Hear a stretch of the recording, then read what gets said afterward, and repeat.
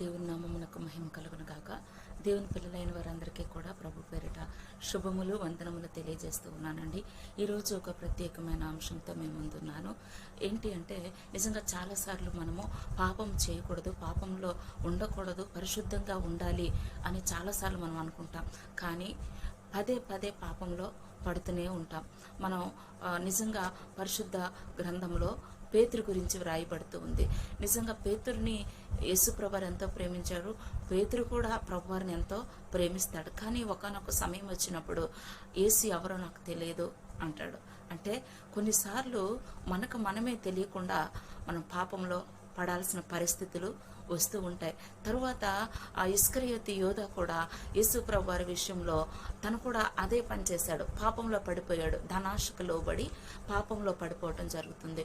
నిజంగా మరలా పేతురు అయితే తన యొక్క పాప స్థితిని తెలుసుకొని ప్రభువా నన్ను క్షమించు అని పశ్చాత్తాపడి దేవుని కోసం నిలవబడి ఎన్నో దేవుని కార్యాలు చేయటానికి ముందుకొచ్చాడు. బలమైన పరిచర్య చేయటానికి ముందుకొచ్చాడు పేతురు. కానీ ఇస్కరియోతు యోధా మాత్రము తనైతే తెలుసుకున్నాడు తప్పు చేశానని, కానీ తన లోపల ఆ యొక్క పాప భారం ఏదైతే ఉందో తను మోయలేకపోయి ఆత్మహత్య చేసుకోవడానికి పురుకొల్పబడ్డాడు. ప్రియబిడ్డ, దేవుని ఆత్మతో మనం నింపబడినట్లయితే దేవుని ఎడల పశ్చాత్తాపడి ప్రభువా నేను ఇక మీదట ఇలా ఉండకూడదు, నన్ను వాడుకో అని దేవుని చేతులకు మన జీవితాన్ని అప్పగించుకుంటే దేవుడు మన జీవితంలో గొప్ప కార్యం చేస్తాడండి. అందుకని ఆయన సిలువలో పలికిన రెండవ మాటను మనం చూసినట్లయితే ఆ దొంగ విషయంలో ప్రభువారు అంటారు, నేడు నీవు నాతో కూడా పరదేశిలో ఉందువు.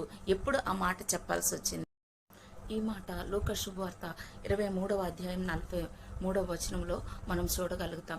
ఎందుకు ప్రభువారు ఆ దొంగను క్షమించారంటే ఆ దొంగ నిజంగా చాలా పశ్చాత్తాపడినట్టు మనం చూస్తాం. ఆ దొంగ దేవునికి భయపడినట్టు మనం చూస్తాం. తను ఏదైతే దొంగనని తెలుసుకున్న వెంటనే దేవుని దగ్గర పశ్చాత్తాపడతా ఉన్నాడు. అంతేకాదు ఆయన రక్షిస్తాడని ఎరిగాడు. అంతేకాదు యేసు ప్రభు వారికి ఒక రాజ్యం ఉందని ఆ దొంగ తెలుసుకున్నాడండి. హల్లెలూయా, నిజమే కదా. మనకు కూడా అట్టి నిరీక్షణ ఉండి ప్రభువు మీద మనం ఆధారపడితే దేవుడు ఖచ్చితంగా ఆ దొంగను క్షమించి నేడు నీవు నాతో కూడా పరదేశంలో ఉంటావు. హల్లెలూయా. ఈ రోజే ఈ క్షణంలో ఇక్కడ చనిపోతే నువ్వు ఎక్కడ ఉంటావంటే నా రాజ్యంలో ఉంటావయ్యా అని దేవుడు చెప్తూ ఉన్నాడు. మన జీవితాల్లో కూడా మనము అట్టి నిరీక్షణను కలిగి ఉండి పాప స్థితిలో ఎప్పుడు ఒకవేళ కాలు జారిన దేవుని దగ్గర ఒప్పుకొని మరలా మునుపటి స్థితికి మనం దేవుని యందు భయభక్తులు నిలిపి ఆయన మార్గంలోనికి వెళ్ళగలిగినట్లయితే దేవుడు మన జీవితాలలో శూర కార్యాలు చేయటానికి, ఆయన నిత్య రాజ్యాన్ని ఇవ్వటానికి సిద్ధంగా ఉన్నాడు.